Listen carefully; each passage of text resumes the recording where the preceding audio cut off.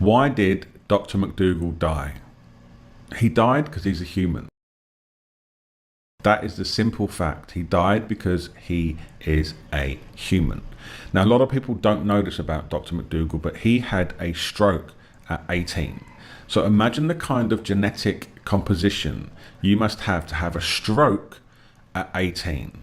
And the fact that he managed to live till 77, which is the average age at which people die in the US, is remarkable. And it is a testament to the power of a vegan diet. His diet is very similar. It's probably the most similar to the Blue Zone diets of all of the vegan ways of eating. It's high starch foods, right, with very little fat. And that is how the Blue Zones eat, most of the Blue Zones, particularly the Hunzas up in the mountains, I think it's in Pakistan, and the Okinawans, right? Sweet potato munching all day, right? So it is the most similar to those diets. When he says my diet is science-based, he didn't mean that lots of people have done research on the specific McDougall diet. What he meant was that there's been a lot of research done on the Blue Zone diets, and his diet is very similar. The main difference is that it was a lot stricter in terms of starches and no animal fats, right? But otherwise it was extremely similar. But there are differences, right? So Dr. McDougall grew up in the US. He had a stroke at 18. I don't think that was happening to the Okinawans 100 years ago, or the Hunzas. I don't think they had 18-year-old children having strokes. So we're in different worlds. These are different worlds, and your genes are layered down over generations based on what your family were eating. So there's going to be limitations.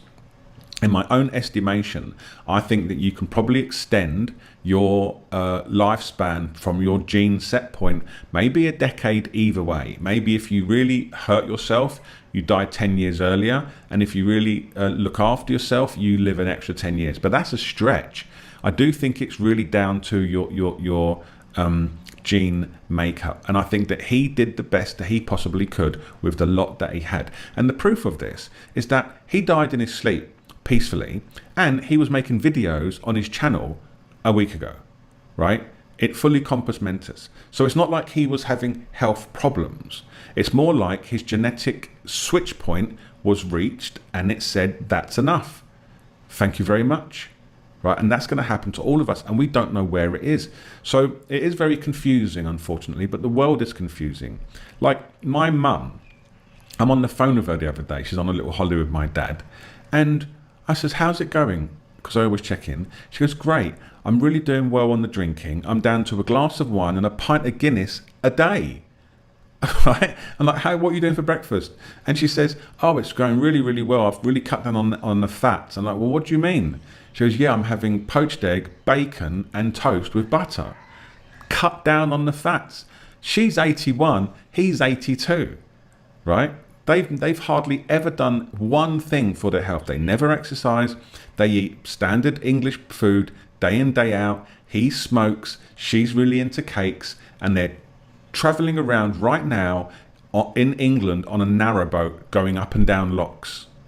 So you just don't know what your gene makeup is and how far you're going to go on this journey.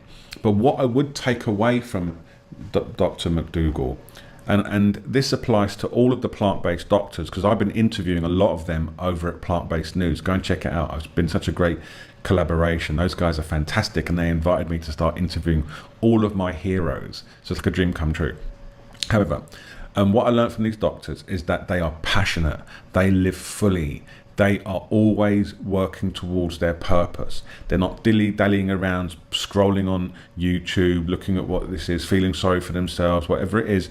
They are just in the zone, sharing information, saving the lives of people and preventing the harm of animals day in, day out. And Dr. McDougall was the same. That man has spent 59 years dedicated, right, to the health of others, and dedicated to promoting a plant-based diet and helping the plight of the animals. And that is commendable. That is worth way more than an extra 10 years just doing whatever in terms of your contribution to the planet.